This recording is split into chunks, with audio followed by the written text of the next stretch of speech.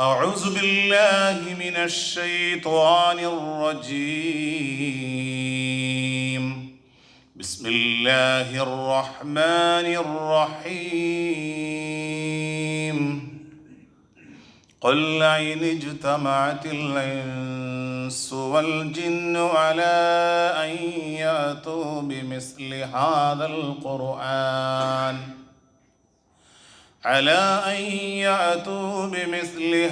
القرآن لا يأتون بمثله ولو كان بعضهم لبعض ظهيرا.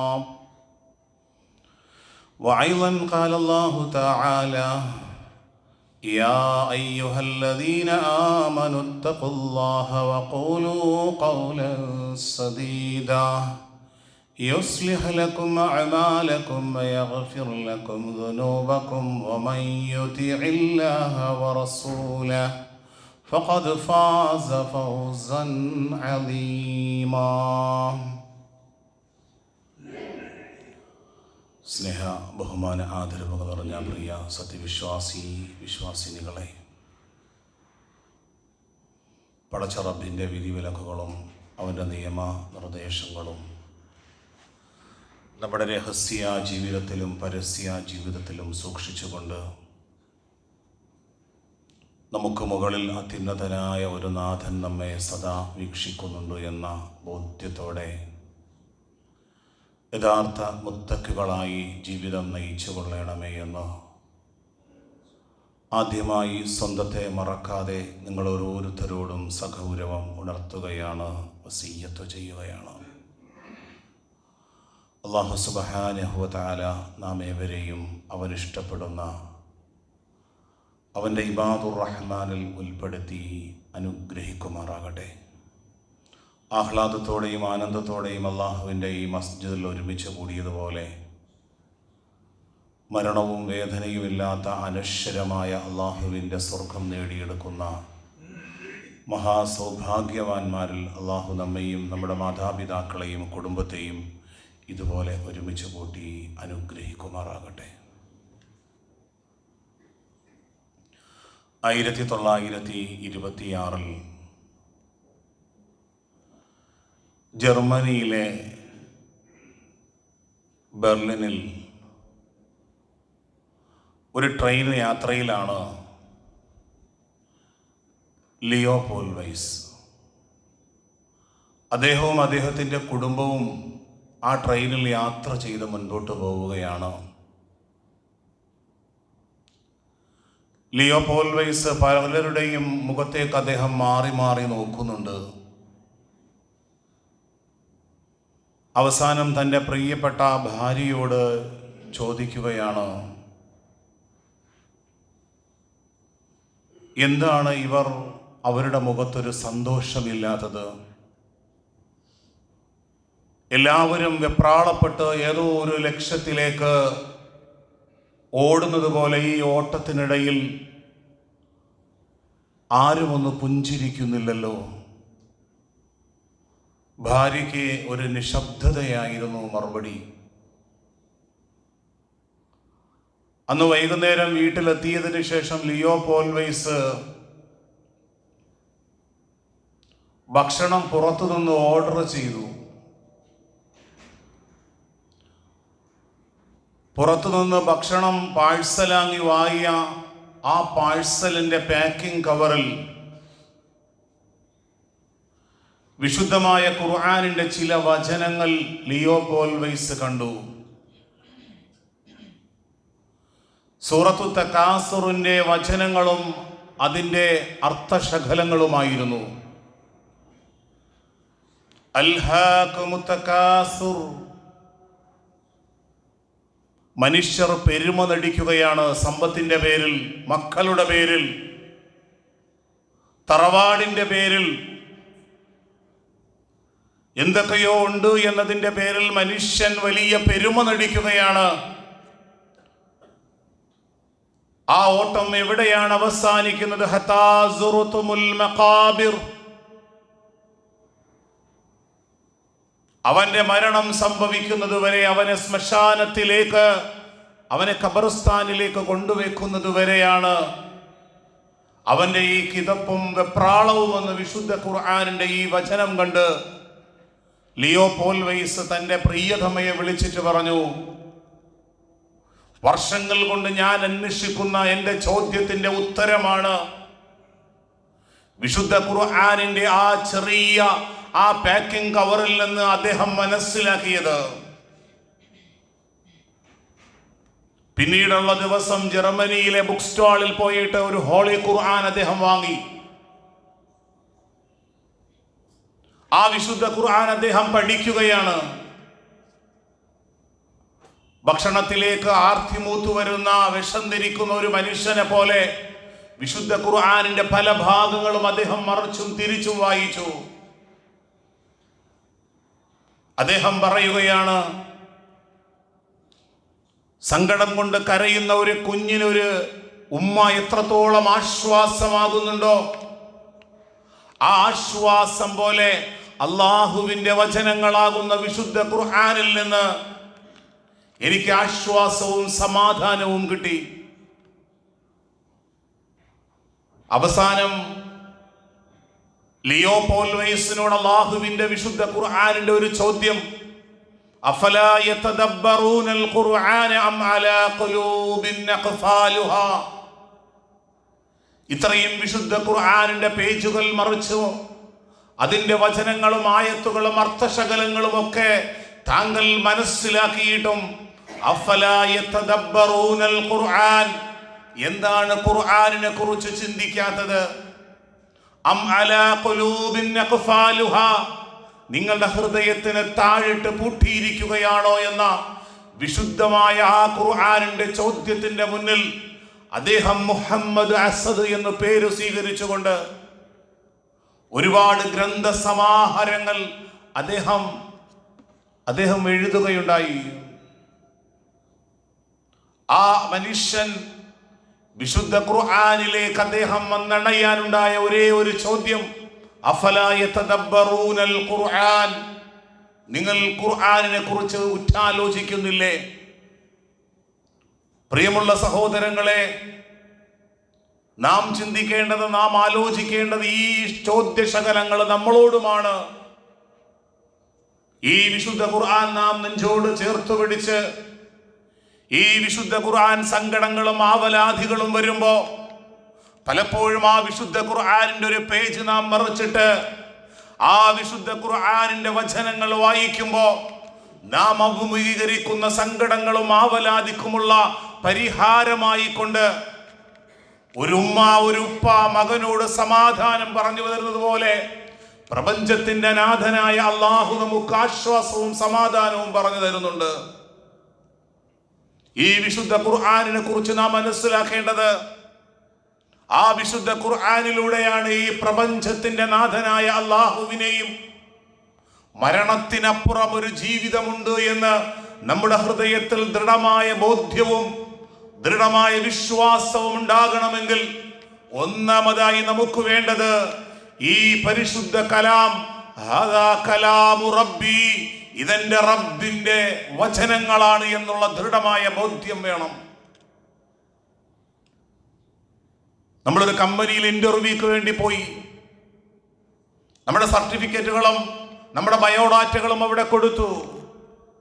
ഒരാഴ്ച കഴിഞ്ഞപ്പോൾ നമ്മുടെ മൊബൈലിൽ മെസ്സേജ് വന്നു, ഒരു സർക്കാർ സ്ഥാപനത്തിലേക്കോ ഒരു പ്രൈവറ്റ് സ്ഥാപനത്തിലേക്കോ നമ്മെ ക്ഷണിച്ചുകൊണ്ടുള്ള ഒരു ലെറ്റർ വരുമ്പോ നമുക്ക് എത്ര ആഹ്ലാദവും സന്തോഷവുമാണ്.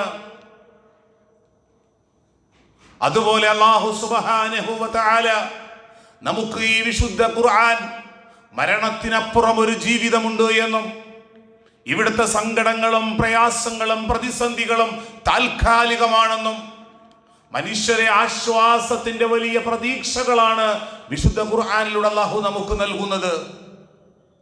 വനുനസ്സിലു മിനൽ ഖുർആനി മാ ഹുവ ശിഫാഉൻ വറഹ്മത്തുൽ ലിൽ മുഅ്മിനീൻ.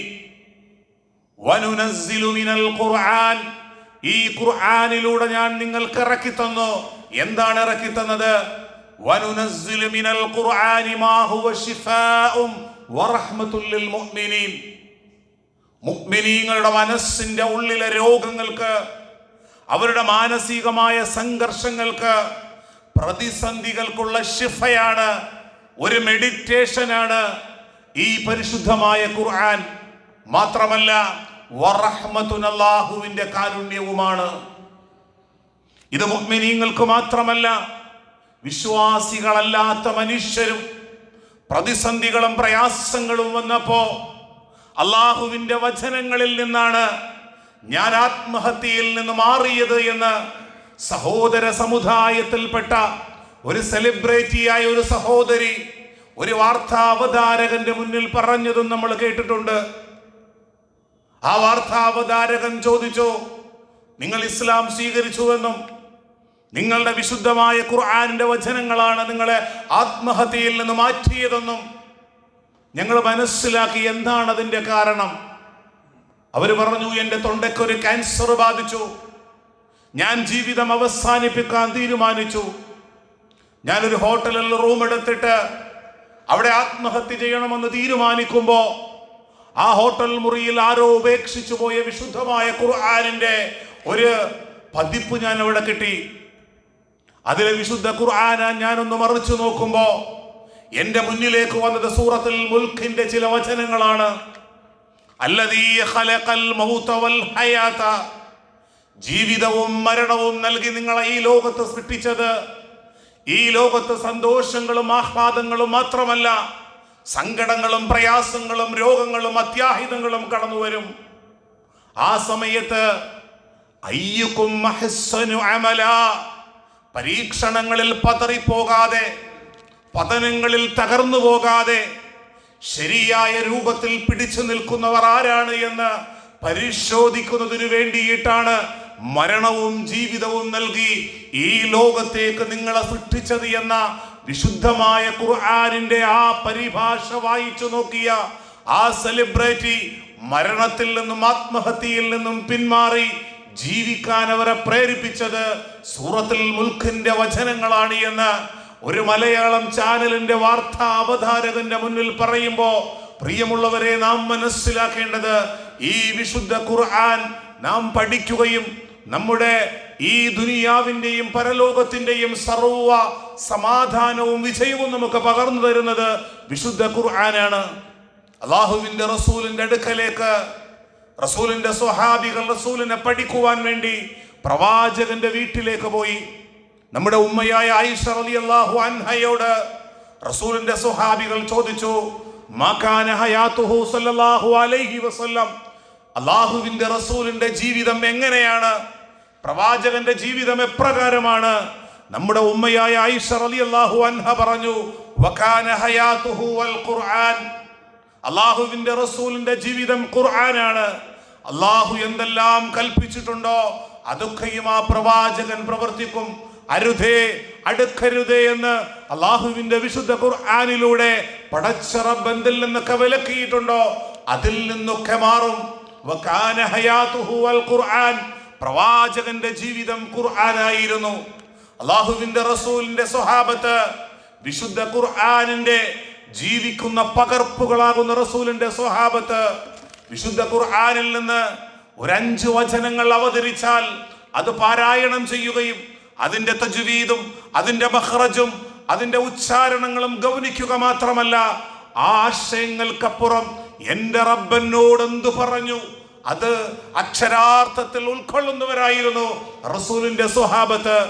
മദ്യം നിരോധിച്ചുകൊണ്ടുള്ള വചനങ്ങൾ അവതരിക്കുമ്പോ മക്കയിൽ റസൂലിന്റെ സ്വഹാബികളിൽ അബ്കാരി കോൺട്രാക്ടർമാരുണ്ടായിരുന്നു.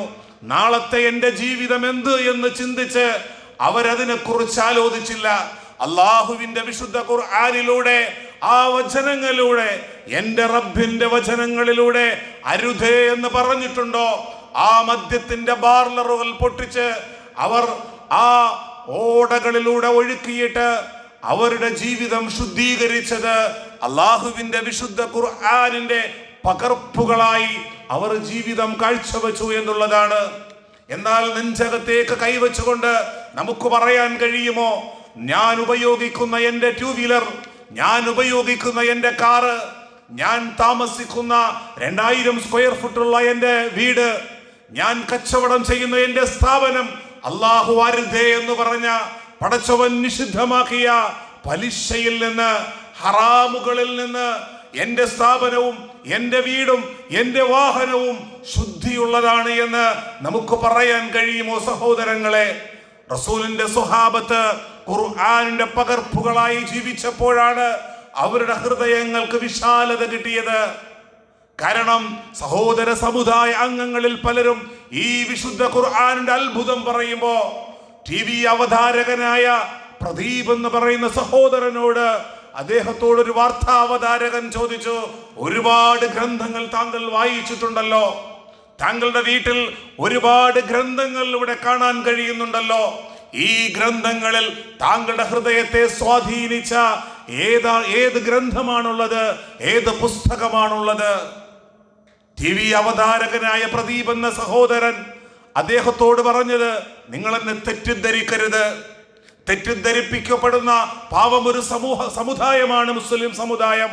എന്നിട്ട് അദ്ദേഹം പറയുകയാണ്, 14 നൂറ്റാണ്ടുകൾക്ക് മുമ്പ് ആകാശ ലോകത്ത് നിന്ന് ജബ്രയേൽ മാലാഖ കടന്നു വന്ന് ഇഖ്റഅ ബിസ്മി റബ്ബിക്കല്ലദീ ഖലഖ് എന്ന് പറഞ്ഞ അല്ലാഹുവിന്റെ വിശുദ്ധ ഖുർആനാണ് ഞാൻ വായിച്ച എന്റെ ഗ്രന്ഥങ്ങളിൽ എന്റെ ഹൃദയത്തെ സ്വാധീനിക്കുന്നത് എന്ന് സഹോദര സമുദായ അംഗങ്ങളിൽപ്പെട്ട പ്രദീപ് എന്ന TV അവതാരകൻ പറയുമ്പോ വിശുദ്ധ ഖുർആൻ പഠിക്കുകയും മനസ്സിലാക്കുകയും ചെയ്ത നാം അല്ലാഹുവിന്റെ വചനങ്ങളിൽ നിന്ന് എത്ര വചനങ്ങളുടെ അർത്ഥം നമുക്കറിയാം. 5 നേരം നമസ്കരിക്കുമ്പോ സൂറത്തുൽ ഫാത്തിഹയുടെ അർത്ഥം നാം മനസ്സിലാക്കാറുണ്ടോ സഹോദരങ്ങളെ?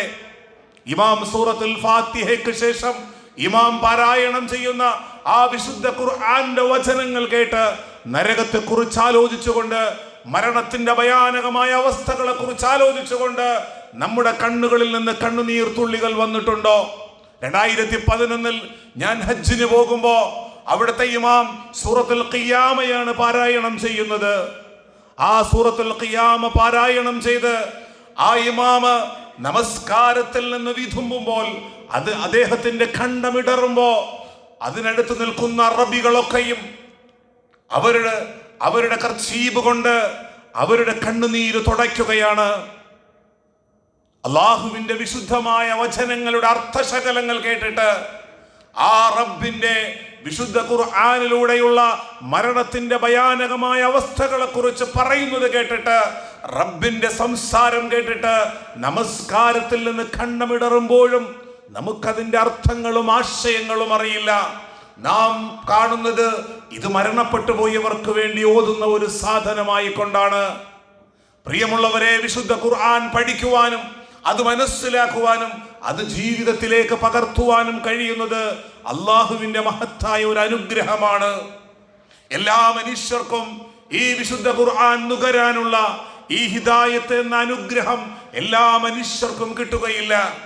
എന്നാൽ ഇത് ഉൾക്കൊള്ളുന്ന, ഇതിനെ സ്നേഹിക്കുന്ന, ഈ ഖുർആൻ അനുസരിച്ച് ജീവിക്കുന്ന ഒരു മുഅ്മിനിനെ സംബന്ധിച്ചിടത്തോളം അറിയാം അയാൾക്ക് ഇത് അള്ളാഹുവിന്റെ വചനങ്ങളാണ്. ആകാശ ലോകത്ത് നിന്ന് അള്ളാഹു എനിക്ക് നൽകിയ ഏറ്റവും വലിയ ഒരു അനുഗ്രഹമാണ് അള്ളാഹുവിന്റെ വിശുദ്ധ ഖുർആൻ എന്ന് അയാൾക്കറിയാം.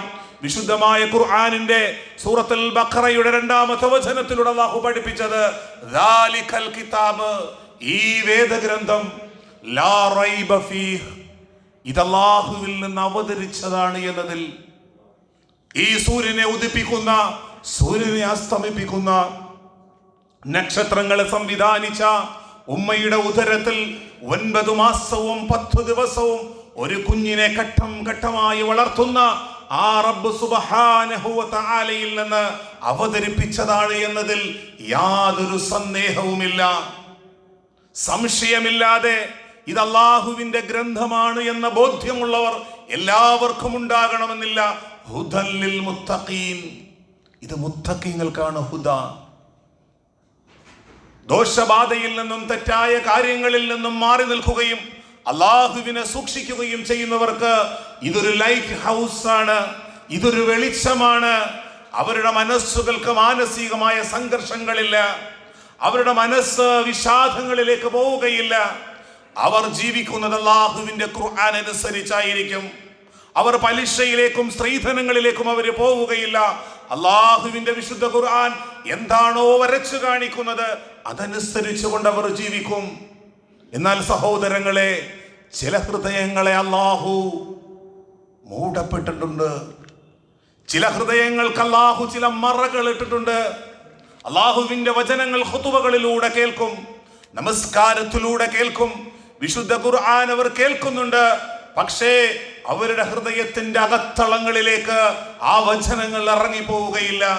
വിശുദ്ധമായ ഖുർആനിലൂടെ റബ്ബ് സുബ്ഹാനഹു വ തആല പറയുന്നത്, വൈദാ ഖറഅതൽ ഖുർആൻ, നബിയെ അങ്ങ് ഖുർആൻ പാരായണം ചെയ്താൽ, ജഅൽനാ ബൈനക വ ബൈനൽ ലദീന ലാ യുഅ്മിനൂന ബിൽ ആഖിറതി ഹിജാബൻ മസ്തൂറ. ഹിജാബൻ മസ്തൂറ അല്ലാഹു പറയുകയാണ്, നബിയെ അല്ലാഹുവിലും പരലോകത്തിലും വിശ്വസിക്കാത്ത മനുഷ്യരുണ്ടല്ലോ, അവർ ഈ ഖുർആൻ അവർ കേട്ടാലും അവരുടെ ഹൃദയത്തിന്റെ ഉള്ളിൽ അല്ലാഹു ദൃശ്യമല്ലാത്ത ചില മറകൾ അല്ലാഹു സ്ഥാപിച്ചിട്ടുണ്ട്. ഇത് ഉൾക്കൊള്ളാനുള്ള ഹിദായത്ത് അവർക്ക് നൽകുകയില്ല. ഒരുപക്ഷെ ഖുർആൻ ഹാഫിളായിരിക്കാം, ഖുർആൻ പാരായണം ചെയ്യുന്നുണ്ടാകാം, പക്ഷേ ഖുർആനിന്റെ നൂർ അവർക്ക്, ഖുർആനിന്റെ ദീപ്തി അവർക്ക്, ഖുർആനിന്റെ വെളിച്ചം അവർക്ക് അവരുടെ ജീവിതത്തിൽ ഉണ്ടാവുകയില്ല.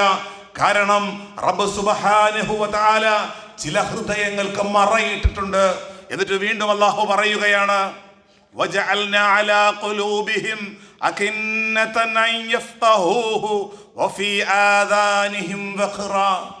ഈ ഖുർആനിന്റെ വചനങ്ങൾ കേട്ടിട്ട് അതിനെക്കുറിച്ച് ഗ്രഹിക്കുവാനോ അതിനെക്കുറിച്ച് ചിന്തിക്കുവാനോ അതിനുള്ള ഒരു ഹൃദയത്തിന്റെ വിശാലതയും ഹൃദയത്തിന്റെ ഉള്ളിൽ ഒരു മറയും അവരുടെ ശ്രവണപുടങ്ങൾക്ക് ഒരു ഭാരവും അനുഭവപ്പെടും.